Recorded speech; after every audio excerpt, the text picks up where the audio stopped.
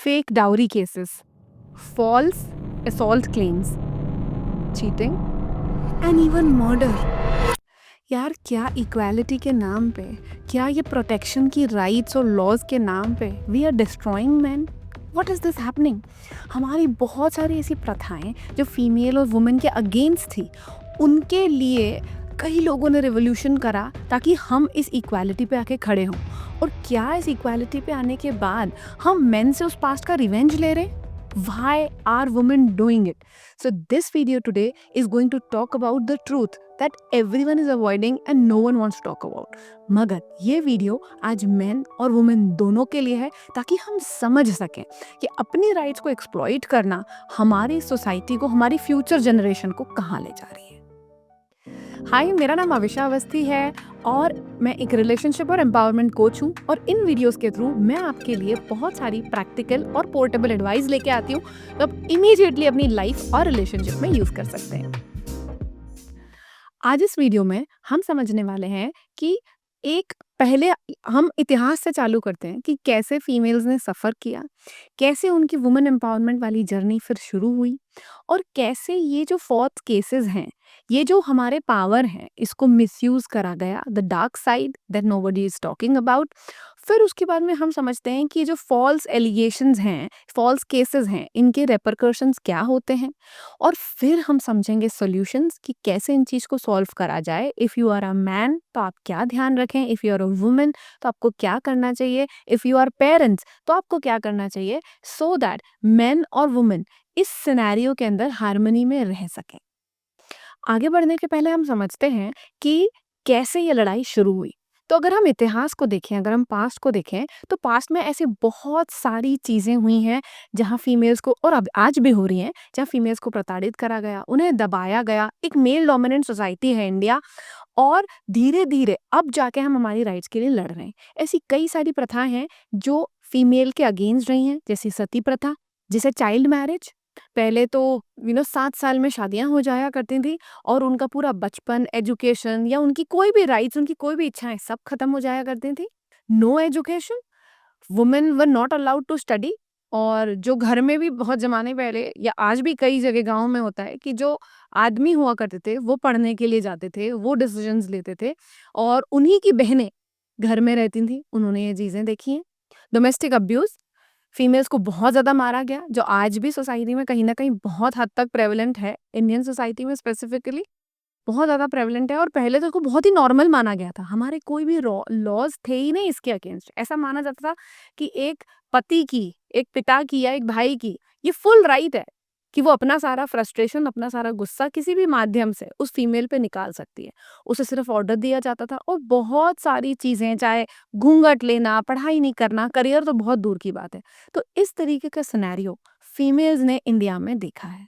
चाहे हिस्ट्री में इस चीज़ को पढ़ना, सुनना हो सकता है मैं और आप उस ज़माने में नहीं रहे हों, पर आप इमेजिन करिए कि उस ज़माने में जब आपके पति की मौत पर आपको उसके फ्यूनरल में जला दिया जाता था, तो आपका क्या अस्तित्व रहा करता होगा, एक फीमेल का क्या अस्तित्व रहा करता होगा ऐसे ज़माने के अंदर।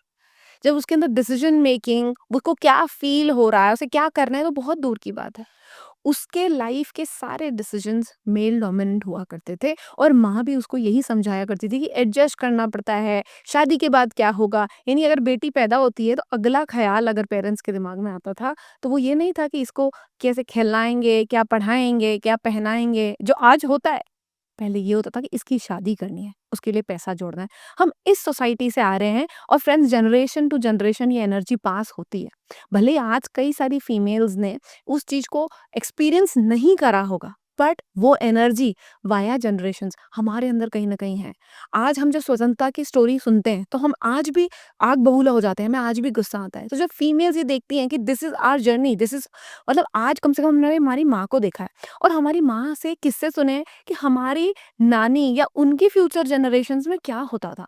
तो वो कहीं न कहीं एक इनसिक्योरिटी, कहीं न कहीं कि हमें लड़ाई करनी है, हम यहाँ डिफ़िकल्ट है, हमें हमारी जगह बनानी है, इस तरीके की भावना बचपन से एक फीमेल के अंदर आ जाती है। मगर eventually females have decided not to stay silent. उन्होंने एकजुट होकर ये निर्णय लिया कि मुझे इसके लिए लड़ना है एंड बहुत सारे मेल्स ने उन्हें इस चीज़ में सपोर्ट करा, तभी हम एम्पावरमेंट जैसी चीज़ इन सोशल रिफॉर्म्स को ला पाए। 1850 से 1900 तक राजा राम मोहन रॉय और ईश्वर चंद्र विद्यासागर ने लड़ाई करी सती प्रथा को खत्म करने के लिए और विडो रीमैरिज पर काम करा।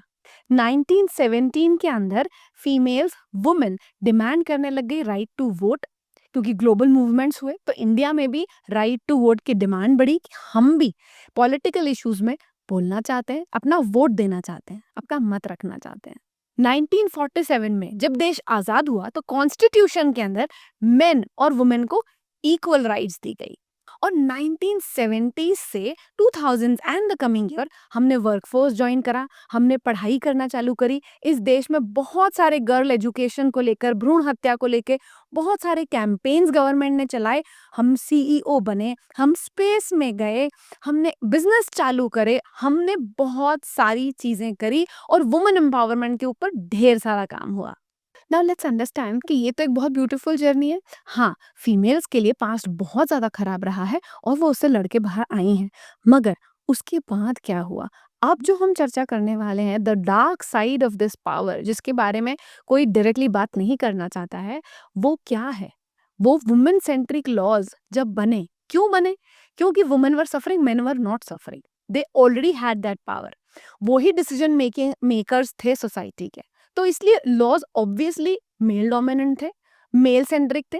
पर जब वुमेन सेंट्रिक लॉज बने तो उनका उद्देश्य था कि वुमेन जो आज की तारीख में प्रताड़ित है, जो परेशान हो रही है, उसे वहां से बाहर निकाला जाए।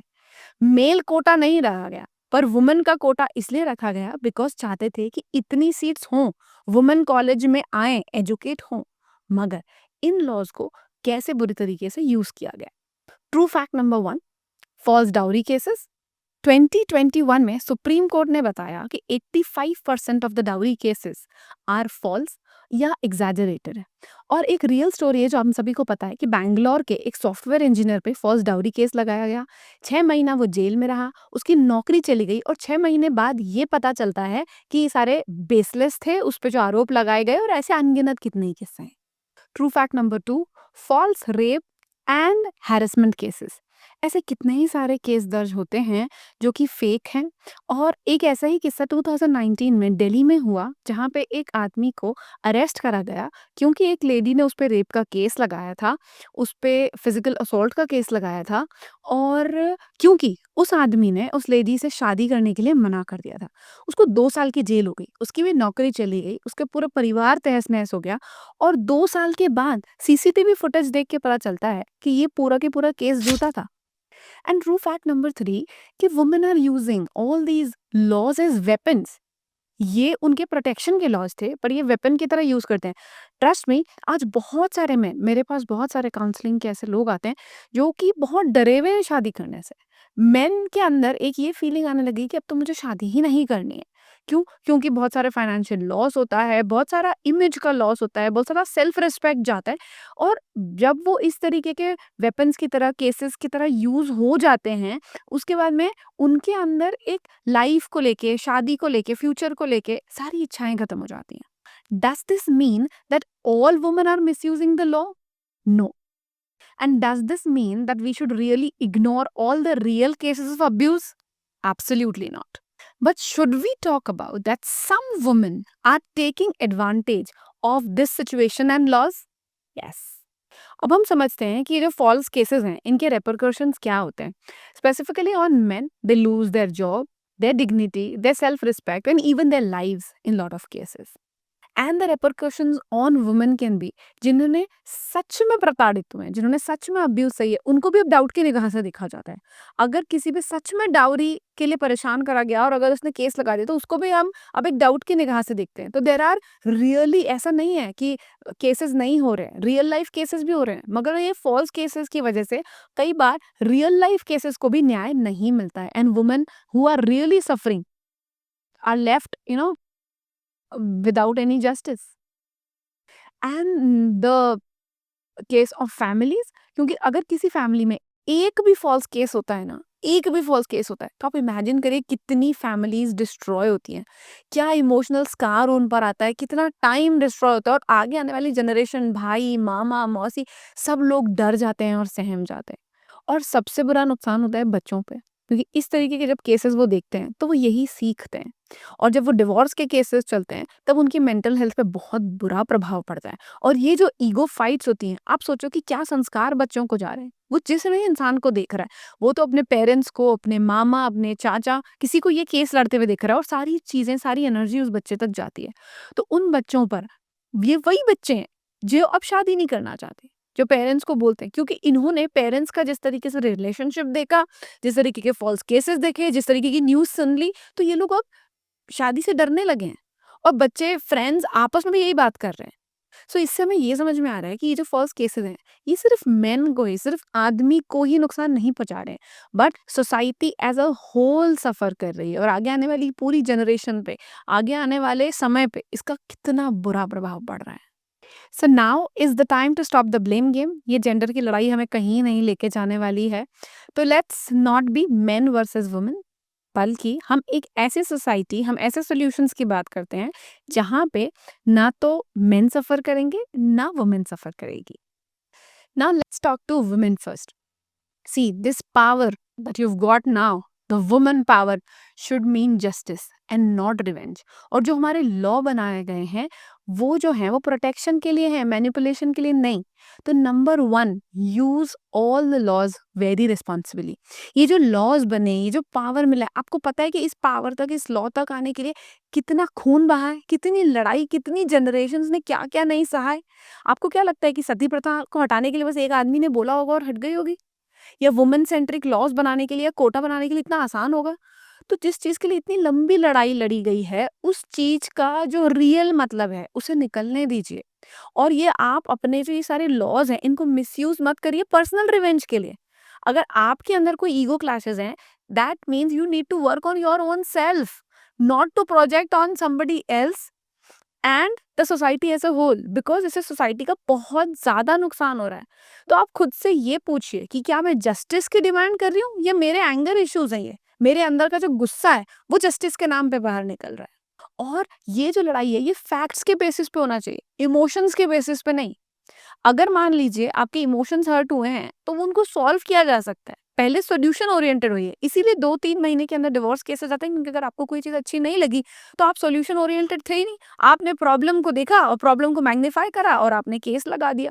बट क्या हमने रियल फैक्ट्स के थ्रू इनको एक बार एनालिसिस करा है? और आप ये सोचिए कि अगर आपके फादर या आपके ब्रदर को इस तरीके के एक्विजिशंस लगेंगे, उनको ऐसे एक्यूज करा जाएगा, तो क्या आप ऐसे ही रिएक्ट करोगे? क्योंकि जब किसी और का बेटा आता है, किसी और का भाई आता है, तो इट्स वेरी ईज़ी कि हम उन पे प्रताड़ित कर दें, हमारे उससे कोई कनेक्शंस ही नहीं थे, हम 6 महीने पहले उनसे मिले। पर आप एक बार देखिए कि ये सिनेरियो उस फैमिली के लिए, दोनों फैमिली के लिए, सोसाइटी के लिए कितना खतरनाक होता है। तो जब इस तरीके की चीज़ें हों, परेशानियाँ आएँ, तो प्लीज़ सॉल्यूशन ओरिएंटेड होके उनके देखें और समझें कि ये लॉज़ बनने में बहुत मेहनत लगी है, बहुत समय लगा है। इन लॉज़ को इस तरीके से मिसयूज़ करना सही नहीं है।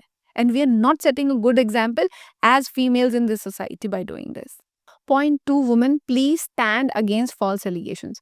अगर आपको दिख रहा है कि कोई फॉल्स एलिगेशन लगा रहा है, कोई फॉल्स केस कर रहा है, तो please stand out and speak out for it. किसी और को जाके बताइए, पुलिस को बताइए, या कुछ भी थोड़ा सा हेल्प करिए, क्योंकि ये फॉल्स एलिगेशंस रियल केसेस को बहुत बुरी हद तक दबाते जा रहे हैं। कई बार मैंने ऑब्जर्व करा है कि इवन फीमेल्स इन्फ्लुएंस करती हैं। आप पूरा केस आपको पता नहीं है, अगर कोई मान लीजिए कोई कलीग है, कोई कजिन है, कोई फ्रेंड है, उसने आके बताया कि यार माय हस्बैंड डज दिस या my mother in law does this. The first step is understanding, listening the entire scenario. आपकी फ्रेंड, आपकी कजिन, आपकी बेटी भी गलत हो सकती है। और एक्चुअली अगर कोई भी लड़ाई है, तो उसमें भले आपकी बेटी या किसी की 10% गलती होगी, पर कुछ तो कंट्रीब्यूशन होगा, राइट? क्योंकि हमारे सोसाइटी में अब तो जैसे ही कोई केस ऐसा सुनता है, वो सीधे ये चीज बोलना चालू कर देते हैं कि आदमी को सबक सिखाना चाहिए, आदमी को ये करना चाहिए, तुम तो उसको छोड़ दो, उससे पैसे मांग लो। ये सिखाना चालू कर देती हैं दूसरी लेडीज। आपने पूरी चीज को समझा नहीं है, प्लीज स्टॉप डूइंग इट। क्योंकि जब इंसान परेशान होता है, तो आपकी ये सारी राय और सलाह वो आग में घी डालने का काम करती है। तो प्लीज सॉल्यूशन ओरिएंटेड होइए। और मैं आपको ये भी बता दूं एक दूसरा पक्ष, कि आपके अंदर से ये गुस्सा क्यों निकलता है, because men as a whole को लेके हमारे अंदर कहीं ना कहीं वो गुस्सा भरा हुआ है। और हमें उसको फॉरगिव करना पड़ेगा। ये जनरेशन से मैंने आपको स्टार्टिंग में ही बताया कि हमारे अंदर चला आ रहा है। तो जब भी कोई हम इस तरीके का केस सुनते हैं तो हमारे घर में भी कहीं न कहीं कोई हमारा पुराना ऐसा ट्रॉमा होता है जो ट्रिगर होता है और उस ट्रिगर की वजह से हम इमीडिएटली ये बोल देते हैं कि हाँ, आदमी को सबक सिखाओ, हाँ, केस कर दो। Please stop doing it. And if your friend, if your cousin, if your daughter, if your sister, anybody is using some legal loopholes for financial gains, वो फाइनेंशियल गेन्स कोई ना कोई लीगल लॉज को वो use कर रही है अपने फाइनेंशियल गेन के लिए, तो आप उसको प्लीज समझाइए कि अभी तो आप जीत जाओगे, बट आपकी इंटीग्रिटी का क्या, आपकी सेल्फ रिस्पेक्ट का क्या?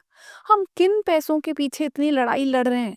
हमने हमारी सेल्फ रिस्पेक्ट, हमारी इंटीग्रिटी, हमारी इक्वालिटी के लिए लड़ाई लड़ी थी, पैसों के लिए नहीं। Justice is never about revenge, it's all about truth. तो ट्रुथ का साथ दीजिए। Third point I would like to share with all the females is कि the real woman empowerment is about strength, not victimhood. A real strong woman don't play victim. हमको financially independent क्यों होना था? ताकि हमें कोई कंट्रोल ना कर सके। हमें इमोशनली इंडिपेंडेंट क्यों होना था? ताकि हम जस्टिस का साथ दें, हम गलत चीज़ों में ना फँसें। हमें एथिकली ग्राउंडेड क्यों होना था? ताकि हमारा एक वैल्यू सिस्टम हो और हम हमारे इस पावर को या किसी भी और के पावर को गलत इस्तेमाल ना करें। तो एम्पावरमेंट का मतलब तो ये सब था। एम्पावरमेंट का मतलब ये नहीं था कि हम किसी का फ़ायदा उठाएँ। तो please stand by your own self, अपने ऊपर काम करिए, पढ़ाई करिए ताकि आप सेल्फ डिपेंडेंट बने, पैसे कमाइए ताकि आप फाइनेंशियली इंडिपेंडेंट बने, अपने ऊपर काम करिए, मेडिटेट करिए ताकि आप इमोशनली इंडिपेंडेंट बने, ताकि आपको किसी आदमी की इतनी ज्यादा जरूरत ना पड़े कि आपको उसके आगे गिड़गिड़ाना पड़े। और प्लीज अपनी वैल्यूज, अपने एथिक्स पे रहिए। अगर हमने इन चीज़ों पे ध्यान नहीं दिया तो पता है क्या होने वाला है? हम फिर से हिस्ट्री में वही लड़ाई में चले जाएंगे। अभी हम इक्वालिटी की जर्नी में आए थे, हमने फिर आदमी को अपने अगेंस्ट खड़ा कर दिया इन सारी चीज़ों को करके। अगले जनरेशन्स में क्या होने वाला है? फिर मेन और वुमेन इक्वालिटी छोड़ो, फिर लड़ाई करना चालू कर देंगे। फिर मेल डोमिनेंस या फीमेल डोमिनेंस हो जाएगा। भाई हम इक्वालिटी करने आए थे। तो प्लीज स्टे एथिकली ग्राउंडेड। और सबसे ज़्यादा ये हो रहा है कि इन चीज़ों की वजह से जो सच में फीमेल सफ़र कर रही हैं, उनके साथ वही भेड़िए वाला केस है। क्योंकि अब अगर कोई रियल वुमन ये कह रही है कि भेड़िया है, तो उसकी कोई बात सुन ही नहीं रहा है। क्योंकि ऐसा लग रहा है अब कोई भी औरत अगर अपना कोई रियल केस भी बताती है तो सोचते हैं यार झूठ बोल रही होगी, इसको पैसे चाहिए होंगे। अरे शादी के तुरंत बाद अगर कोई इंसान सच प्रॉब्लम भी बताता है तो लॉयर्स भी आजकल सोचने लग जाते हैं कि यार ये झूठ बोल रही होगी, और ये लड़ाई सी बन गई है। तो जो असली लोग हैं, जो परेशान हो रहे हैं, उन्हें जस्टिस कैसे मिलेगा? Now let's talk to men कि आदमी क्या कर सकते हैं। So see guys, you have to protect yourself before it's too late. तो जैसे फीमेल प्रोटेक्शन के लॉज बने हुए हैं, there are so many laws that men can also use to defend themselves. There are laws for protection of men. इसमें से कुछ laws मैं आपसे शेयर करती हूँ। जैसे कि section 9 of Hindu marriage act ये कहता है कि अगर आपकी वाइफ बिना किसी कारण के आपको छोड़कर चली जाती है, so you can file a case for restitution of conjugal rights. Section 482 of CrPC ये कहता है कि अगर किसी आदमी पर फॉल्स एलिगेशन लगाए गए हैं तो वो इस सेक्शन के अंडर उसको डिसमिस करने के लिए केस लगा सकता है। परजुरी आईपीसी 191, 192 और 193 के अंडर में अगर किसी कोर्ट में किसी फीमेल को झूठ बोलते हुए या गलत एलिगेशंस लगाते हुए पकड़ा गया तो इसके अंडर में उसको पनिश किया जा सकता है। और ऐसे कई सारे लॉज हैं जिनको आपको पढ़ना और समझना चाहिए और अपने अगेंस्ट में उन लॉज को यूज करिए। कई बार बहुत सारे मैन दे आर लाइक, अरे ऐसा कर दिया, मेरे साथ ऐसा कर दिया, वो तो ऐसे कर देगी। आप वो परेशानी की स्पाइरल में ही घूमते रहते हो, ब्लेम गेम खेलते रहते हो। हाँ ठीक है, आपके साथ गलत हुआ, जैसे फीमेल्स के साथ भी बहुत बार गलत होता है। तो अगर आपके साथ गलत हुआ है, so fight for it rather than you also playing victim. There are laws and you need to understand them before ये नौबत आए कि आप उन्हें यूज करें। Point number 2 that man have to pay attention to before even entering into marriage. आप कौन से ऐसे रेड फ्लैग्स हैं जिनको रिलेशनशिप में देख सकते हो that might lead to such false cases on you. Number 1, अगर छोटे मोटे आर्ग्यूमेंट्स में एक लेडी आपको डराती या थ्रेटन करती है कि मैं आप पे केस कर दूंगी, मैं आप पे केस कर दूंगी, तो this is a big red flag. अगर इस तरीके के केस, फॉल्स केसेस उन्होंने अपने पास्ट पार्टनर्स के साथ कभी करे हैं, तो this also is a red flag कि अगर कोई इंसान किसी पे फॉल्स एक्विजिशन लगा सकता है तो वो आप पे भी लगा सकता है। अगर वो आपको फाइनेंशियली पूरी तरीके से कंट्रोल करती है, सारे मनी का कंट्रोल उसके पास है एंड पैसे के लिए वो आपसे लड़ाई करती हैं। And the fourth red flag to watch for is she always plays victim and tries to gain sympathy over everything rather than being a हमसफर। मतलब एक लाइफ पार्टनर की तरह चीजों में इक्वल कंट्रीब्यूट करने की जगह she always plays victim and starts gaining sympathy कि बस वो ही परेशान है, वो ही बेचारा इंसान है। If you see such kind of behavior, then this is also a red flag. So men, you need to understand कि not every relationship is worth saving. अगर इस तरीके की चीज़ें आपको पहले से ही दिख रही हैं कि इंसान बहुत ही ज़्यादा मनी माइंडेड है, इंसान बहुत ही ज़्यादा मैनिपुलेटिव है और इंसान के अंदर एम्पैथी नहीं है, वो इमोशंस को, रिश्तों को जोड़कर चलने वाला इंसान नहीं है, वो सोल्यूशन ओरिएंटेड इंसान नहीं है, वो ब्लेम गेम खेलने वाला इंसान है, उसे फ़र्क नहीं पड़ता है कि आप रो, परेशान हो जाओ, है ना? और आपके परिवार के इमोशन से उसको फ़र्क नहीं पड़ता। इस टाइप की चीज़ें अगर आपको दिख रही हैं, तो no matter how much love, this relationship might not be worth saving. तो इस नज़रिए से एक बार चीज़ों को ज़रूर देखें। And third point man to watch for is कि अगर आपको शादी में या आपकी वाइफ के साथ या उसकी फैमिली के साथ इस तरीके का बिहेवियर दिखता है, तो प्लीज डॉक्यूमेंट एवरीथिंग। यानी अगर आपकी मान लीजिए father in law, mother in law ने अगर आपसे कोई ऐसी बात करी, तो प्लीज रिकॉर्ड द कॉल। आप व्हाट्सएप चैट्स को या आप चीज़ों को लिखित में करें। अगर मनी का बहुत ज़्यादा ही कंट्रोल हो रहा है, तो इन चीज़ों को भी डॉक्यूमेंट करके रिकॉर्ड करें। खुदा ना खास्ता अगर कभी इस तरीके की सिचुएशन आप फंसते हैं, तो ये डॉक्यूमेंट्स आपकी मदद करेंगे, है ना? और आप बहुत जल्दी ही सिचुएशन को बहुत बिगड़ने के पहले ही लीगल एडवाइस ले सकते हैं। क्या होता है इंडियन सोसाइटी में, ये कोर्ट में जाना और केस और लॉयर, इससे बहुत ज़्यादा हम लोग डरते हैं। पर अगर आपको थोड़ी बहुत भी अगर हिंट हो रही है, तो rather than threatening your wife and their family, you can seek legal advice. क्योंकि कई बार होता है कि हमारे वाइफ या वो केस इतना बड़ा नहीं होता जितना हमारे दिमाग में एग्जैजरेट कर लेते हैं, और कई बार वो बड़ा होता है, वो परेशानी बड़ी होती है, पर हम उसको बहुत ज़्यादा इग्नोर करते हैं। तो बेटर ये है कि हम जब अगर कोई ऐसा साइंस देखें कि हमारी वाइफ या उसकी फैमिली हमसे बहुत ज़्यादा पैसे मांग रही है या बहुत ज़्यादा कंट्रोलिंग नेचर की हो रही है, वो हमें अंडरस्टैंड नहीं कर रही है, हमारा पक्ष वो समझ ही नहीं रहे हैं, वो एक तरफा ही हमेशा बात करते चले आ रहे हैं, तो इस तरीके में आप एक लीगल एडवाइस ले सकते हैं। और फाइनेंशियल ट्रांजैक्शंस के भी प्रूफ रखिए कि अगर इस तरीके के आपको हिंट्स मिल रहे हैं, तो please keep a track of your financial transactions. तो इस तरीके का अगर कोई फॉल्स केस आप पे हो गया, तो फिर पूरी लाइफ बर्बाद हो जाएगी। पर अगर हमने शुरू में ही थोड़े से एविडेंसेस से कोई चीजें को देख लिया और उसको बड़ा होने से बचा लिया, तो ये प्रिवेंशन बहुत बड़ा एक पॉजिटिव रोल प्ले कर सकता है आपकी लाइफ में। Now some points for the society as a whole. As a society हमें क्या करना चाहिए? So we need to be doing the balance and we should not be bias. So point number 1, all the laws should be gender neutral. और किसी एक gender specific को बहुत ज्यादा सपोर्टिव नहीं होना चाहिए। It should be based on truth and fairness. Number 2, faster legal proceedings. कई बार लीगल प्रोसीडिंग्स इतना ज्यादा समय ले लेती हैं कि वो बहुत ज्यादा केस को और ज्यादा खराब कर देती हैं। तो अगर मान लीजिए कि किसी ने आप पे कोई ऐसा केस लगाया है, कुछ करा है, तो सोसाइटी में लॉ को ऐसा होना चाहिए कि वो फटाफट जो विक्टिम है उसको जस्टिस दिलाए, ताकि उसके लाइफ के बहुत सारे साल बर्बाद ना। Number 3, counselling before court cases. क्योंकि कई सारी चीजें इमोशनल होती हैं, कई सारे ऐसे पहलू होते हैं जो फैमिली और फ्रेंड्स या हम खुद उन्हें सॉल्व नहीं कर पाते हैं। तो कोर्ट केस में जाने के पहले आप थेरेपिस्ट और काउंसलर्स की मदद लें, ताकि हो सकता है कि वो चीज़ों को सही दिशा में समझें। कई बार ऐसा कोई केस जिसमें हमें सच में अलग होना सही है उस इंसान से, बट हम लगे रहते हैं कि कैसे उसको सॉल्व करें। Maybe if you take help of somebody who is expert in this, these cases can be resolved before going bad. Number 4, and a very important one, is there should be very very strict punishment to false allegations. अगर पकड़ में आता है कि किसी ने false allegation लगाया था और वो प्रूव हो जाता है, तो इतना strict punishment मिलना चाहिए कि दूसरे लोग इस तरीके के false allegations और cases लगाने से डरें। होप आपको ये वीडियो अच्छा लगा होगा। So friends, understand this is time to bring a balance and equality and not revenge, right? और अगर आप चाहते हैं कि इस तरीके की चीज़ें, ये जो मैंने आपको इस वीडियो में बताई, ये सब लोगों को पता चले, तो प्लीज़ इस वीडियो को, मेरी रिक्वेस्ट है, बहुत ज़्यादा से ज़्यादा शेयर करिए, ताकि लोगों को ये चीज़ें पता चलना चाहिए। ये वीडियो ज़्यादा से ज़्यादा लोगों के पास जाना चाहिए, ताकि बहुत लेट हो उसके पहले ही हम चीज़ों को रिजॉल्व कर सकें और हमारे पास, मतलब सभी लोगों के पास, ये सोल्यूशंस आ सकें।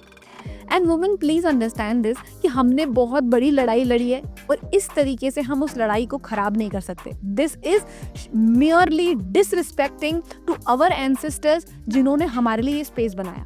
ये डिसरिस्पेक्ट है हमारी मदर, हमारी नानी और हर उस लेडी का जिसने हमारे लिए फाइट करा, जिसने सफ़र करा, जिसके वजह से हम सफ़र न करें। और आप देखिए कि आपकी जो 5 जनरेशन ने सफ़र करा, आज वो आप नहीं कर रहे हो क्योंकि वो कर चुके थे। उनकी पुरानी जनरेशन ने सफ़र करा ताकि उनकी आने वाली अगली जनरेशन उस फ्रीडम को फेस कर सके। तो अगर आप इस तरीके के फॉल्स एलिगेशंस लगा रहे हो और फॉल्स केसेस कर रहे हो, तो ये क्या है? ये उन लोगों के लिए डिसरिस्पेक्ट है जिन्होंने आपके लिए सफ़र करा है। अब प्लीज़ अपन एक ऐसी सोसाइटी बनाने पे फोकस करते हैं जहाँ पे इक्वालिटी हो और सब लोग हार्मनी में पीसफुली साथ में रहें। और अगर हमने इस तरीके की चीज़ें करना बंद नहीं करा तो सबसे बड़ा इम्पैक्ट आपके आने वाली फ्यूचर जनरेशंस और बच्चों पे हो रहा है। And trust me, as a relationship coach, सबसे ज़्यादा जो आजकल यंग बिफोर मैरिज केसेस मेरे पास आते हैं वो इसलिए आते हैं because I don't want to marry and I fear marriage. And our future generations deserve love, deserve beautiful relationship, deserve beautiful marriages and we have to set an example. हमको उनका threat नहीं बनना है। तो अगर आपको ये वीडियो पसंद आया होगा तो प्लीज़ इसको लाइक करिए, जैसे मैंने कहा इसे ज़्यादा से ज़्यादा शेयर करिए, मेरे चैनल को ज़रूर सब्सक्राइब करिएगा क्योंकि मैं इस तरीके का बहुत इन्फॉर्मेटिव कंटेंट आपके लिए लाने वाली हूँ फ्यूचर में। और कमेंट करके मुझे ज़रूर बताइएगा आपके views, I would love to read them. Thank you so much for watching.